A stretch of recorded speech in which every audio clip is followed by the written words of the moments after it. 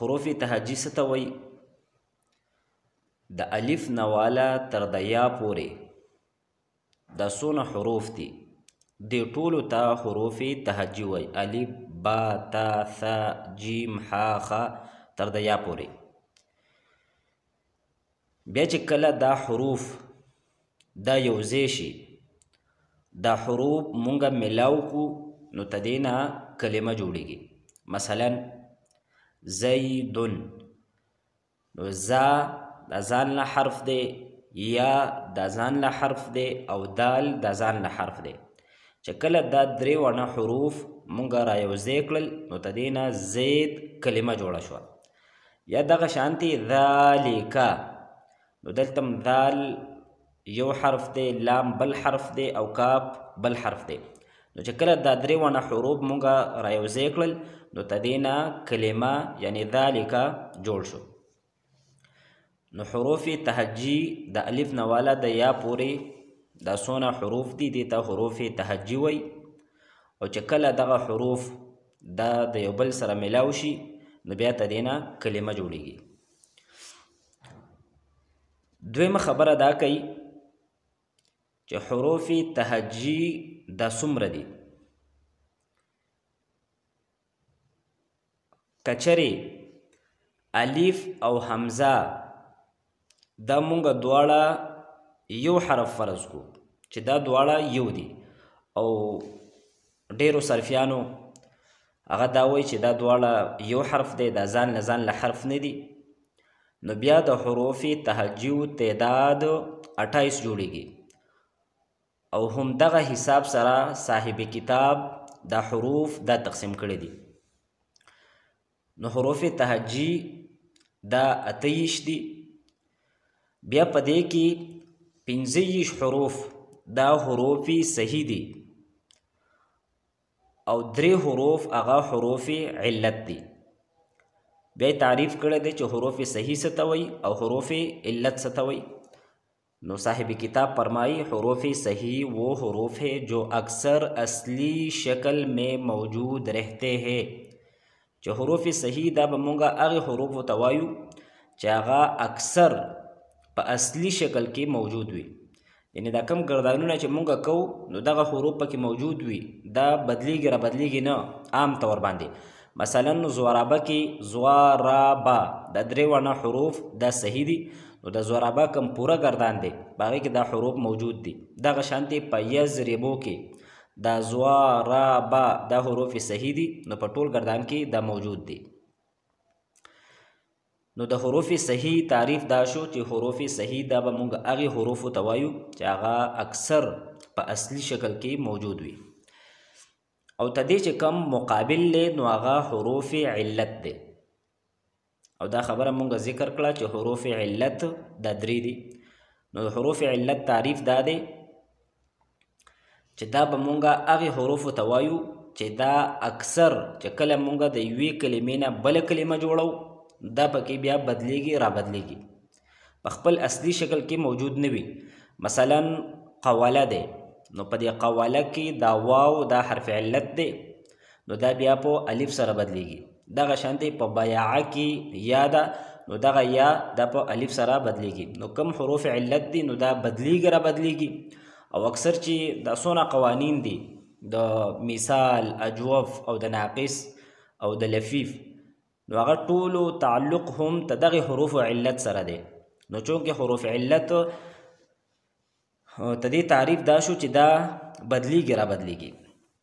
نو فرمائی حروف علت وہ حروف ہے جو اکثر ایک کلمہ سے دوسرا کلمہ بناتے ہوئے تبدیل ہوتے رہتے ہیں، یعنی اکثر اپنی اصلی شکل میں نہیں رہتے. اس حروف علت کم کم دی؟ نو فرمائی کہ حروف علت واو، الف او یا ده. دی 3 حروف ته به مونږه حروف علت وایو، واو، الف او یا. او ته دی مجموعه وای او دیتا حروف علت ځکه وایي چې د علت معنی د بیماری. او اهل عرب چې کله بیمار شي یا یو بل یو انسان بیمار شي نو عام طور باندې د هغې د خولې نه دا قسم الفاظ خیږي، وای. تو دې وجې نه دې ته حروف علت وایي. بله اهمه خبره دا کړې ده چې الف دا همیشه د پاره ساکن وي، یعنی الف دا خالی وي، نه په دې باندې زبر وي، نه پې زیر وي، نه پې پیش وي او نه پې جزم وي. او کچرې د الف دا کم شکل دی په دې باندې زبر راغی یا پې زیر راغی یا پې پیش راغی یا پې جزم راغی نو دې ته به مونږه حمزه وایو. او دلته صاحب کتاب دا خبره کړې ده چې بعض علماو الف ځان لشمار کړی دی او حمزه ځان لشمار کړې ده، نو په دې اعتبار سره بیا د حروف تهجی تعداد د 28 په ځای باندې 29 جوړیږي. او کچرې مونږ دواړه یو شمار کو ځکه چې دواړه تقریبا یو شانتي لیکل کېږي نو بیا به 28 وي. نوٹ: الف हमेशा साकिन होता है लेकिन जब ये मुतहर्रिक साकिन न मुराद है खाली यानी कि हिस्सम पे नहीं, लेकिन जब ये मुतहर्रिक नज़र आए तो जान लीजिए नो इतपदे खबर बादने पूछा कि दरअसल ये हमज़ा है, बाज़ के नज़दीक ये दोनों अलग अलग हरूफ है. نو د باز نه دې طرف ته اشاره وکړه چې کم اکثر علما دي نو هغه دا وایي چې دا دواړه یو حرف دی. اوس کم د سلایډ نمبر 12 دی، په دې کې صاحب کتاب یو بل اهم بحث کړی دی او هغه د حروفو تقسیم دی د حرکت او د عدمي حرکت په اعتبار سره. عدم باندې د نه کېدو یعنی د حرکت او د حرکت نه کېدو په اعتبار سره. حرکت د زبر زیر پیش ته وایي او دې درې وڼو ته حرکات ثلاثه وایي. زبر زیر پیش دې درې وڼو ته حرکات ثلاثه وایي. بیا چې دا کم حرکت دی یعنی زبر زیر پیش دا چې په کم ټکي باندې وي نو دغه ټکي ته به مونږه متحرک وایو. مثلا په با باندې حرکت دی یا پې زبر دی یا پې زیر دی یا پې پیش دی نو د با ته به مونږه متحرک وایو. نو د حرکت او د عدمي حرکت په اعتبار سره د حروفو څلور قسمونه دي. یو دی متحرک، دویم دی ساکن، دریم دی مشدد او څلورم دی منون. متحرک، ساکن، مشدد او منون. متحرک کی په باره کې خو مونږه خبره وکړه، بیا ته دغه متحرک درې قسمونه دي. یو قسم دی مفتوح، بل قسم دی مکسور او دریم قسم دی مضموم. دلته به مونږه د فائدې په طور باندې دا خبره هم ذکر کو چې عرب زبر ته فتحه وی، زیر ته کسره وی او پیش ته ضمه وی. بیا چې دا فتحه په کم حرف باندې وي نو هغې حرف ته به مونږه مفتوح وایو. مثلا کتبه، نو دا کتبه دا اوس مفتوح دی ځکه چې د دې د پاسه فتحې دي. او عرب زیر ته کسره وی او په کم حرف باندې چې دا کسره وي یعنی زیر وي نو عرب هغې ته مکسور وی. مثلا ایبیلې نو بس په دې کې الف هم مکسور دی، بام مکسور دی، لام هم مکسور دی.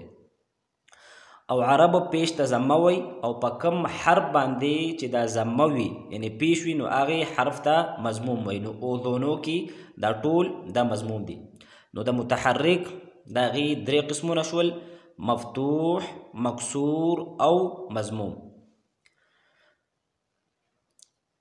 دویم قسم دی د حروفو د حرکت او د عدم حرکت په اعتبار سره ساکن.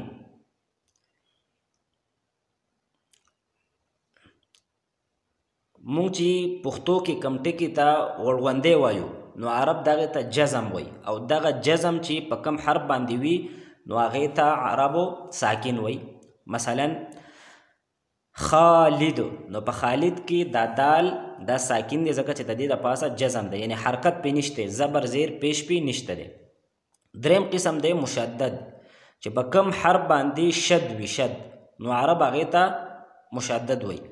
تشدید والے حروف او بیا اهم خبره دا کوي چې کم حرف باندې شد وي نو دا په اصل کې دوه حروف وي. لومبی حرف به مونږه ساکن ادا کو او دویم به متحرک، مثلا ربو، نو دا په اصل کې دی رب بو. نو دا اصل کې دوه حروف شو، لومبی با ساکن ده او دا دویمه با دا متحرک ده. او څلورم قسم دی منون. منون چې په کم حرف باندې تنوین وي نو هغې ته منون وي. بیا ته دغې درې قسمونه دي چې په دغه حرف باندې به یا دوه فتحې وي، یا به پې دوه کسرې وي، یا به پې دوه ضمې وي. که فتحې وي هغې ته مونږ د فتحو تنوین وایو، که کسرې پې وي نو هغې ته مونږ د کسرو تنوین وایو، او که ضمې پې وي یعنې پیش نو هغې ته د ضمو تنوین یا د پیشونو تنوین وایو. د زبر مثال دی کتابن.